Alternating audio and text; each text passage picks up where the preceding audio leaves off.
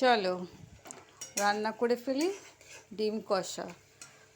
ফোড়নে দিয়েছি তেজপাতা, দিয়ে দিলাম পেঁয়াজ কুচিটাকে একটু ভেজে নিলাম, দিয়ে দিলাম টমেটো কুচিটা একটু নরম নরম হয়ে গেছে, দিয়ে দিলাম আদা কুচি দিয়ে দেওয়ার পর এবার নরম নরম হয়ে গেছে মশলাটা।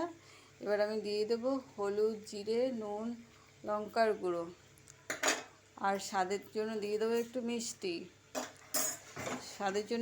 দিয়ে দিলাম। আর এখানে আমি ডিম আলু ভেজে রেখেছি দিয়ে দিলাম। এবার কষা কষা করে নামিয়ে দেবো, জল দেবো না। এই কষা ঝাল ডিমের কষাটা খেতে খুব ভালো লাগে। রুটি, পরোটা, ভাত, রুটি নয় পরোটা আর ভাত দিয়ে খেতে বেশ ভালোই লাগে।